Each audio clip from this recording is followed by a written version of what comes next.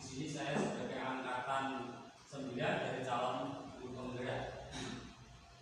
Di sini saya coba memaparkan tentang budaya positif, yaitu agar seorang guru mampu memahami pentingnya mengetahui kebutuhan belajar dan lingkungan yang memfasilitasi seluruh individu di sekolah agar dapat meningkatkan kompetensinya secara aman dan nyaman.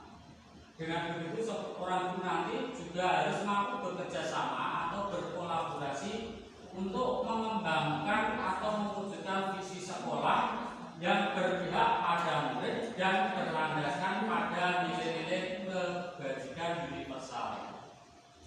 Dengan juga maka akan muncul yaitu pertanyaan pematik, diantaranya adalah hukuman dapat mendisiplinkan anak, pemberian hukuman dengan hal positif seperti membaca atau membersihkan halaman sekolah dapat meningkatkan disiplin anak juga, serta memberikan penghargaan dapat meningkatkan motivasi belajar anak. Dari pertanyaan ini adalah contoh dari perilaku guru kita waktu zaman dahulu. Lain dengan apa saat ini, yaitu untuk kurikulum merdeka.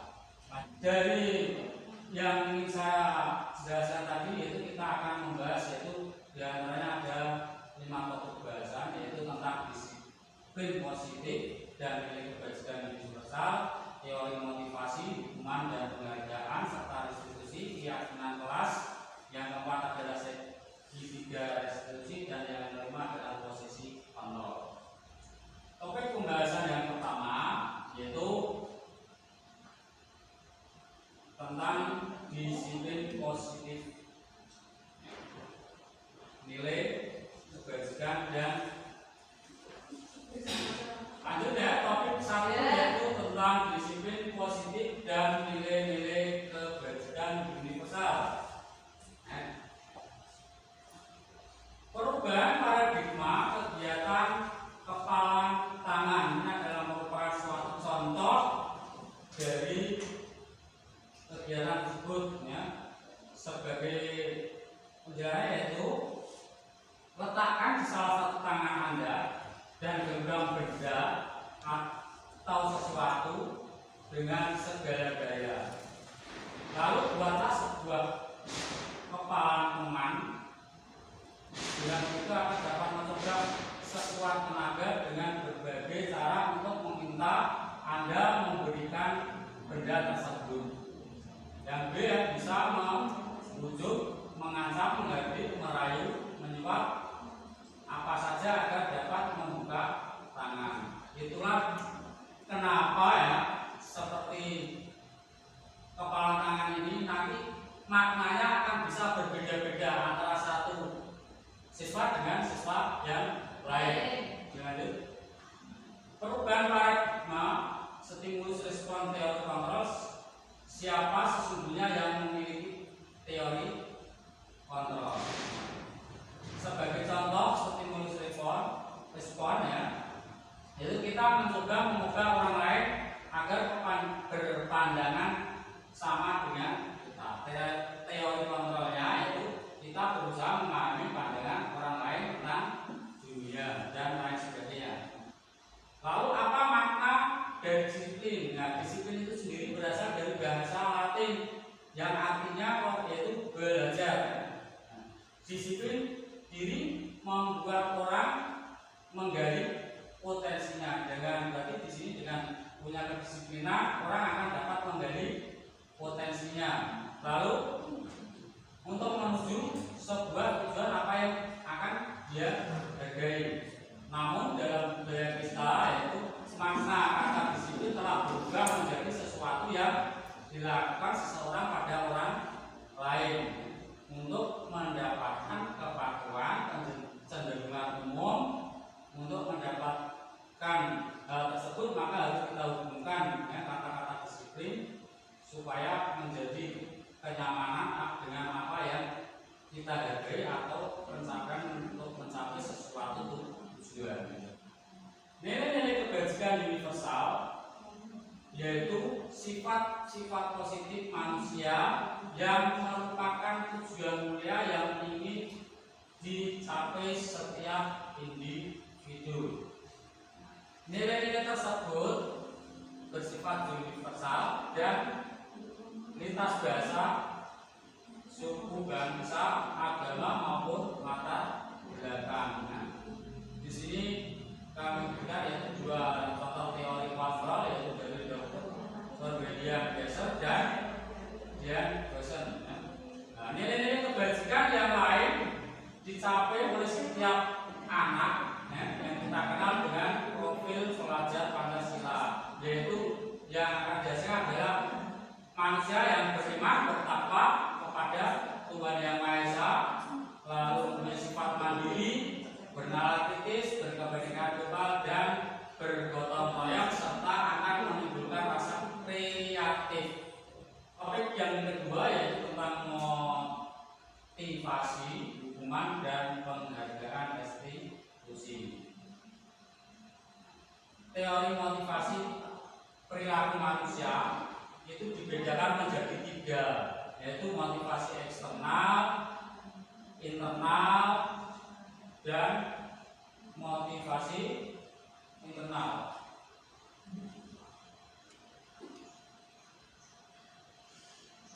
Merdeka menurut Ki Hajar Dewantara itu adalah tidak hanya terlepas dari perintah, akan tetapi juga cakap dalam memerintah, baik untuk diri sendiri maupun orang lain. Apa itu restitusi ya?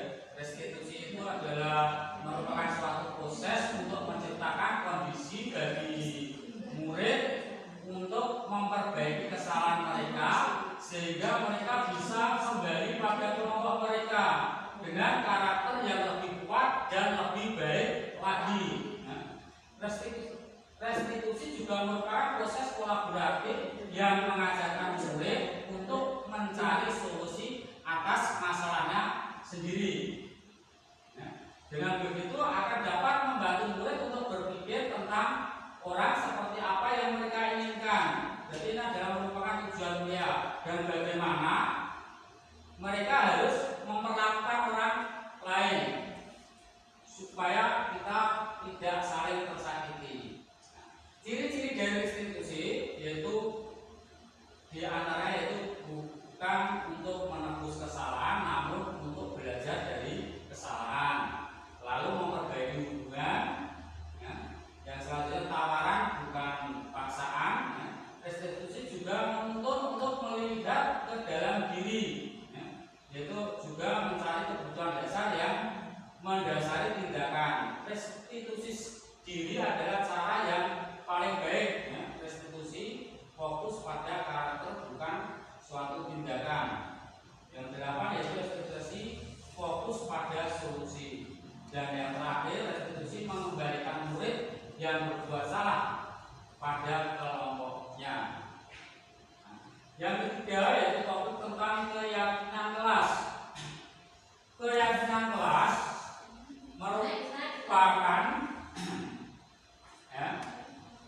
suatu kesepakatan yang telah disepakati secara bersama-sama. Dengan begitu akan dapat mendukung motivasi intrinsik yang kembali pada nilai-nilai keyakinan. Dengan itu dapat menggerakkan seseorang dibandingkan mengikuti serangkaian peraturan-peraturan yang telah ada. Sebagai contoh, yang mana yang merupakan keyakinan kelas, A atau B. Yang A itu datang tepat waktu, lalu mengucapkan salam, menjaga kebersihan sekolah. Yang B itu untuk kesepakatan kelas yaitu kami guru dan murid yang saling menyayangi. Contoh dari peraturan selalu yaitu antaranya misalnya selalu mengembalikan buku di tempatnya, dilarang mengganggu orang lain. Untuk keyakinan kelas dari selalu mengembalikan buku ke tempatnya itu adalah merupakan contoh dari tanggung jawab. Dilarang mengganggu orang lain di dalam keyakinan kelas adalah yaitu menghormati orang lain. Contoh lagi yaitu dilarang menggunakan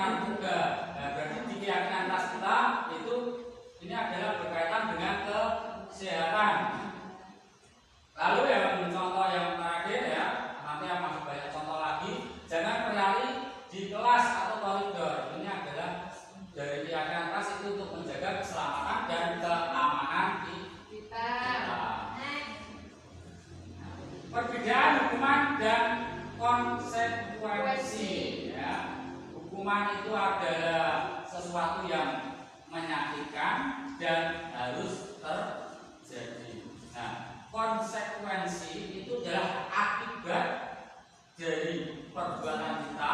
Kita harus dapat, ya, yaitu sesuatu yang apa yang telah terjadi, konsekuensinya apa. Kalau jatuh, ya, konsekuensinya adalah kaki akan luka, misalnya seperti itu, ya.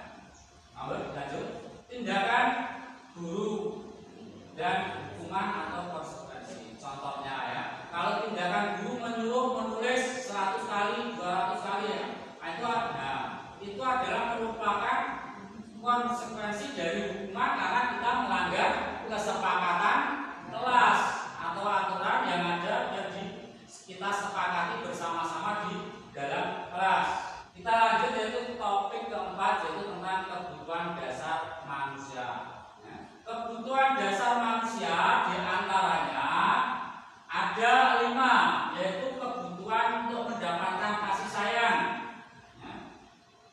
kebutuhan untuk mendapatkan kesenangan, untuk mendapatkan kebebasan, lalu kebutuhan untuk bertahan hidup, dan kebutuhan untuk penguasaan.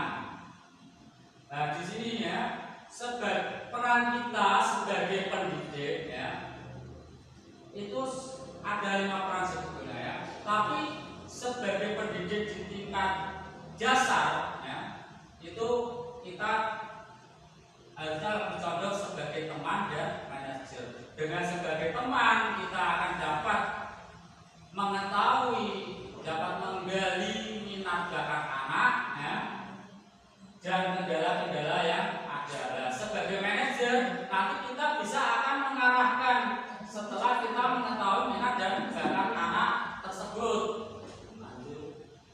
Terakhir, yaitu topik ke-6, yaitu tentang segitiga restitusi. Segitiga restitusi ini ada dibedakan, yaitu dalam 3 hal dalam menangani permasalahan atau kasus siswa. Yang pertama yaitu menstabilitaskan identitas, ya. Di dalam menstabilitaskan identitas anak, kita harus bisa mendekati anak, merayu, menanya kenapa hal-hal tersebut dilakukan, ya. Yang kedua yaitu memvalidasi kebutuhan. Nah, dengan memvalidasi kebutuhan ini kita akan tahu lebih dalam apa letak dan bagaimana cara memposisikan anak, kenapa anak itu berbuat salah, ya. Terus itu melanggar peraturan atau tidak, ya.